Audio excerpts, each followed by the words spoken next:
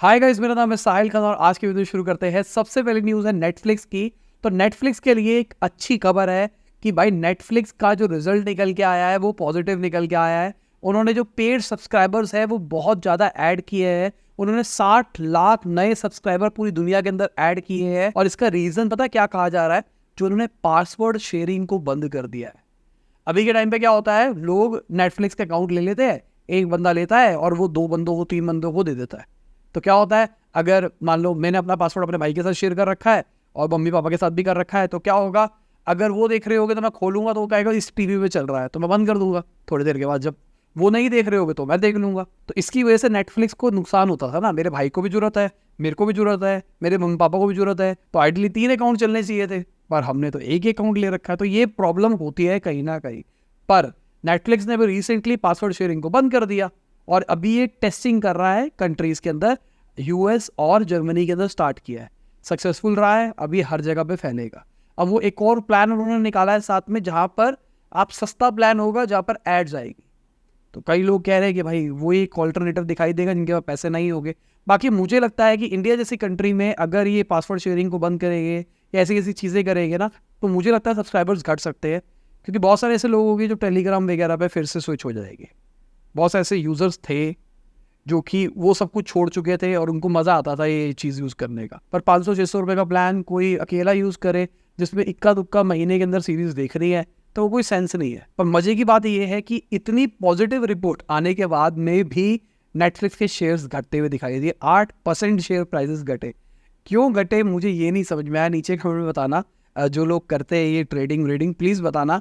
यार इतनी अच्छी न्यूज़ थी, बिजनेस पॉइंट ऑफ व्यू से हम यूज़र्स के लिए तो बुरी थी, पर बिजनेस पॉइंट ऑफ व्यू से तो अच्छा है ना कि उनका बिजनेस मॉडल अब सेट होने लग रहा है। अभी रिसेंटली मैंने अपनी एक फोटो इंस्टाग्राम पे पोस्ट करी जिसपे अच्छा एंगेजमेंट भी आया। क्या आप जानते हैं ये इमेज मैंने सिर्फ कैनवा के थ्रू बनाई थी, इसके अंदर मैंने और कुछ यूज नहीं किया था। अगर आप कैनवा के एक्सपर्ट बनना चाहते हैं तो आप नीचे लिंक पे क्लिक कर सकते हैं। अगली खबर RSIL की है, जो कि रिलायंस की एक सब्सिडरी थी, वो अलग हो गई है रिलायंस के साथ में। आज अगर शेयर प्राइसेस देखोगे ना, तो देखो किस तरीके से घटा है शेयर। तो ये जो चार्ट घटा है ना, ये बेसिकली क्या हुआ है, कंपनी डीमर्ज हो गई है, एक कंपनी निकाल दी गई है इसके अंदर से। तो अभी के टाइम पे रिलायंस 6.1% शेयर होल्ड करेगा नई कंपनी के, जिसका नाम है जियो फाइनेंशियल सर्विसेज। और मजे की बात यह है, एनालिस्ट का कहना था 160 से 190 रुपए पे ये शेयर आएगा, पर एक्चुअली जो आया है ना वो 261.85 पे आया, उम्मीदों से बहुत ऊपर आया। अच्छी चीज है। अगली खबर टेस्ला की है। तो टेस्ला के रिजल्ट्स निकल के आए हैं, वो एक लेवल पे देखा जाए तो पॉजिटिव है और वो ऐसा एक्सपेक्टेड भी था। अगर आप बहुत टाइम से न्यूज़ को फॉलो कर रहे हो तो आपको उम्मीद होगी कि ऐसा कुछ आएगा। टेस्ला के रेवेन्यूज़ बढ़े हैं, प्रॉफिट घटे हैं। और क्यों बढ़े हैं, क्यों घटे हैं? सिंपल सी बात है, उन्होंने बहुत डिस्काउंट निकाला, डिस्काउंट के चक्कर में बहुत ज़्यादा गाड़ियाँ बिकी, तो ज़्यादा रेवेन्यू आया, पर डिस्काउंट निकालने के चक्कर में उनका प्रॉफिट मार्जिन कम हो गया, तो रेवेन्यू 47% बढ़ता हुआ उनका दिखाई दिया है और एनालिस्ट के प्रेडिक्शन से ज़्यादा ऊपर गया है ये। तो ये अच्छी चीज़ है देखा जाए तो। और ये न्यूज़ आने के बाद में इनके शेयर प्राइसेस घटे, रीज़न प्रॉफिट मार्जिन घटा, इसलिए शायद हो सकता है। बाकी मुझे लगता है अगर ये लो रेट के अंदर बेचेंगे तो ये अच्छा पेनिट्रेट कर पाएंगे पूरी दुनिया के अंदर। गलत नहीं है इसके अंदर, ये स्ट्रैटेजी गलत नहीं है। और ये इंफोटेनमेंट सर्विस वगैरह वगैरह से पैसा कमा सकते हैं सब्सक्रिप्शन मॉडल पे। अगली खबर एक डेटा लीक की है। एस्टी लॉडर का आपने शायद नाम सुना होगा, नहीं सुना तो मैक का नाम तो सुना होगा, कॉस्मेटिक वाला ब्रांड, तो उसकी पेरेंट कंपनी, ठीक है। तो उनका डेटा लीक हो गया है। अब डेटा लीक अभी पता नहीं है किस लेवल का हुआ है, क्या क्या डेटा लीक हुआ है, और इन्होंने सही है, इन्होंने सिस्टम्स ही बंद कर दिए थे ताकि लीक को रोका जा सके। बेसिकली सिस्टम हैक हुआ है और पता नहीं है कितना डेटा निकला है और किस लेवल का डेटा निकला है। यार ये जितना हम डिजिटलाइजेशन की तरफ जा रहे हैं ना, ये उतना ही ये वाली चीज़ ना, हैकिंग वैकिंग गलत हो रही है। इसका कुछ ना कुछ तो उपाय निकालना पड़ेगा। और एक टेक कंपनी के लिए बहुत बुरी चीज़ है, मतलब ट्रस्ट तो चला ही जाता है कस्टमर का ना। अब हमने एक पूरा मेहनत करके एक ब्रांड बिल्ड किया, हम ऑडियंस का डेटा लॉगिन सब कुछ इकट्ठा कर रहे हैं ताकि हम उनको अच्छे रिजल्ट दिखा पाए। पर कल को अगर वो हैक हो जाता है, ऑल दो हमारा काम है उस डेटा को सिक्योर करना, पर हैकर्स तो हैकर्स होते हैं ना, वो किसी भी लेवल पे हैक तो कर ही सकते हैं। और अगर उन्होंने हैक कर दिया और जो कस्टमर्स हम पे ट्रस्ट करके हमको डेटा दे रहे थे, तो वो हम पे ट्रस्ट नहीं करेंगे ना। तो मुझे लगता है कि इसका कुछ ना कुछ वे आउट निकालना चाहिए, गवर्नमेंट को भी कुछ रूल्स निकालने चाहिए इसके रिगार्डिंग। कंपनीज नहीं, हैकर्स के ऊपर कुछ इशू होना चाहिए, या उसके जो डेटा दिखते हैं ना लीक डेटा, उसके ऊपर कुछ होना चाहिए। अगली खबर ऋषि सुनक जी की है। तो उन्होंने बोला है, जो टाटा ने अभी यूके के अंदर अपना प्लांट लगाया है बैटरी बनाने का, उससे उन्होंने कहा है कि यूके की बहुत बड़ी सफलता हो गई है।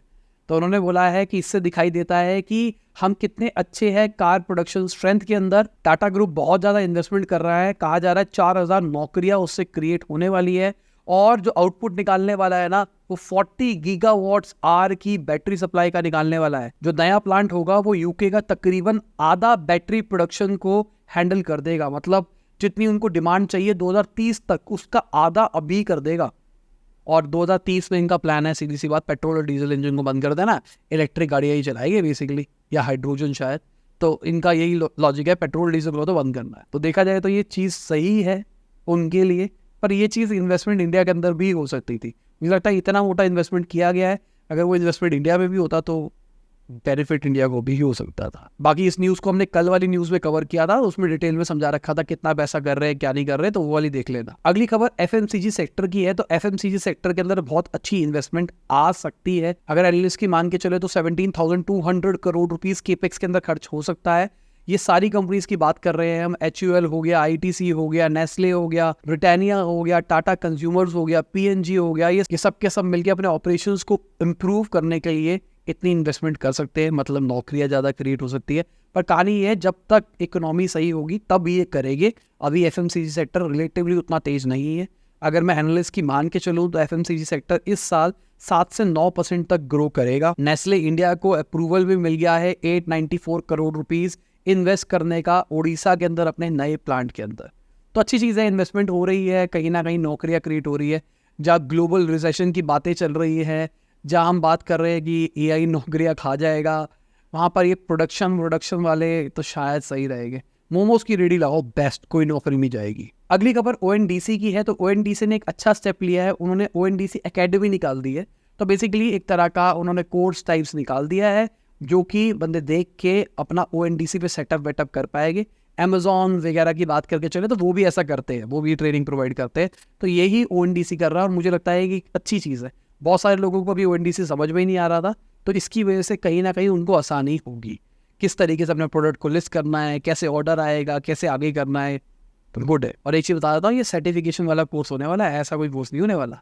और बाय द वे, आप अगर हमारा डिजिटल मार्केटिंग कोर्स भी ज्वाइन करते हो, कई लोगों को क्वेश्चन आता है, आपको सर्टिफिकेट मिलेगी। जैसे अगर आप हमारा 6 स्टेप वाला प्लान लेते हो तो उसके अंदर 6 कोर्सेज अलग अलग है, तो आपको 6 सर्टिफिकेट अलग अलग मिलेंगे और एक कंप्लीट भी मिलेगा, मतलब लॉजिकली 7 मिलेंगे। अगली खबर वर्ल्ड बैंक से, जो अजय बंगा है, उन्होंने एक बहुत इंपॉर्टेंट बात बोली है। उन्होंने बोला आगे भी पेंडेमिक आता रहेगा, पर पेंडेमिक के लिए पहले से ही तैयार रहना पड़ेगा।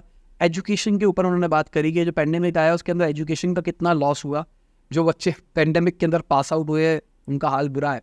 देखो, नौकरियां उन लोगों को कम मिली है जो पेंडेमिक में पढ़ाई लिखाई करके निकले थे, क्योंकि ऐसा मानना है जो कंपनी हायर करने वाले हैं कि उन्होंने जो पेंडेमिक में पास आउट हुआ है वो पास आउट ढंग से नहीं हुआ है, तो इसके चक्कर में थोड़ा सा गैप तो क्रिएट हुआ। तो यहाँ पे वही एड्रेस कर रहे हैं कि उन्होंने कहा है कि पहले से प्रिपेयर रहते हैं ना, कि अब मान के चलते हैं कि 2 साल के बाद, 10 साल के बाद, 20 साल के बाद फिर से पेंडेमिक अगर आता है तो कुछ ना कुछ सॉल्यूशन होना चाहिए।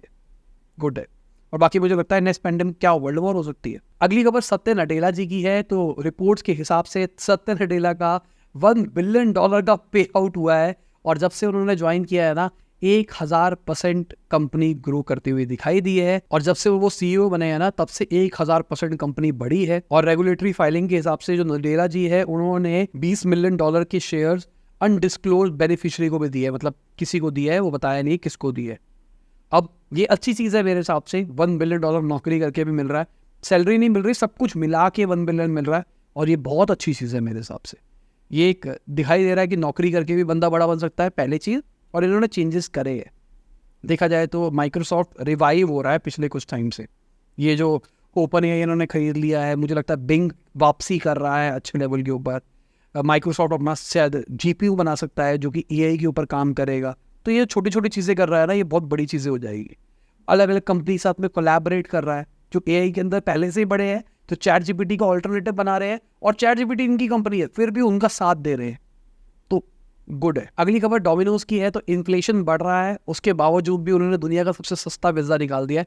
49 रुपीज़ का पिज़्ज़ा निकाला है। उनका कहना है कि हम वही काम करना चाहते हैं। तो डोमिनोज की स्ट्रैटेजी क्या है, वो यूथ को टारगेट करना चाहता है, यूथ के उतने पैसे नहीं है तो, और वो 49 रुपीज़ के पिज्ज़ा में खुश है, तो ये अच्छी चीज़ है डोमिनोज की देखा जाए तो। बाकी आपको पिज्ज़ा कैसा अच्छा लगता है, मैं अपना ओपिनियन देता हूँ। ऑल्दो पिज्ज़ा की बात नहीं हो रही है, पर मुझे पिज्ज़ा से भूख लग जाती है।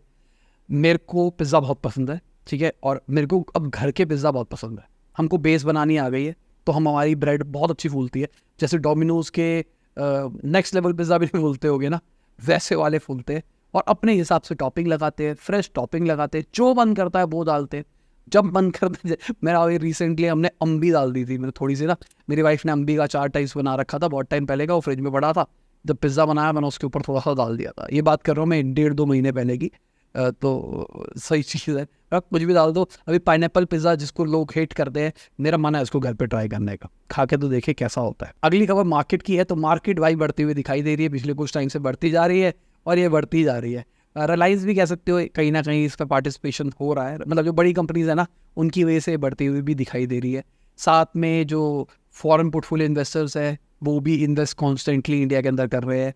एक एंटिसिपेशन ये भी लगी हुई है कि जो बैंक्स हैं उनके अच्छे रिजल्ट्स आ सकते हैं, तो इसका भी इम्पैक्ट पड़ रहा है शायद मार्केट के ऊपर। बाकी आप देख सकते हैं टॉप गेनर्स कौन थे, टॉप लूजर्स कौन थे। और इसी के साथ आज की बिजनेस खत्म होती है। उम्मीद करता हूं आपको मजा आया होगा। लाइक कर देना, शेयर कर देना, कमेंट देना वीडियो कैसी लगी। बाय गुड मॉर्निंग आफ्टरनून जब भी वीडियो देख रहे हैं।